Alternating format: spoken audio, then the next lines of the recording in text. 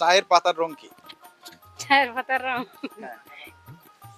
Quiz খেলায় যাব দিদিদের সাথে। আমরা দিদিদেরকে প্রশ্ন করছি, এই প্রশ্নের উত্তর যেই দিদি দিতে পারবেন তাকে আমরা আমাদের টিস টিভির পক্ষ থেকে পুরস্কৃত করব।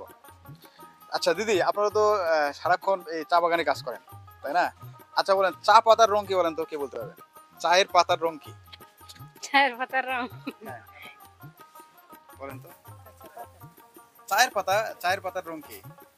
চায়ের পাতার রং আপনি সবুজ কি? সবুজ দিদি সঠিক উত্তর দিয়েছেন যে আসলে চায়ের পাতার রং তো সবুজ। আচ্ছা দিদি, আপনারা তো সবসময় যে চা পাতা দিয়ে একটা ভর্তা করেন না, চায়ের পাতা, এর সাথে তো চানাচুর লাগে আপনাদের, তো এই জন্য আপনাদের চানাচুর দিয়ে ভর্তা করেন চা পাতার সাথে, আমাদের টিস টিভির পক্ষ থেকে আপনাকে 1 প্যাকেট চানাচুর গিফট করা হলো। আমাদের সামনে আরো কিছু দিদি আছেন, আমরা এই দিদিদের একটা প্রশ্ন করি, দেখি কে উত্তর দিতে পারেন। আচ্ছা দিদি, আপনারা তো সারাক্ষণ এই চা বাগানে থাকেন, চা নিয়ে কারবার আপনাদের, তাই না?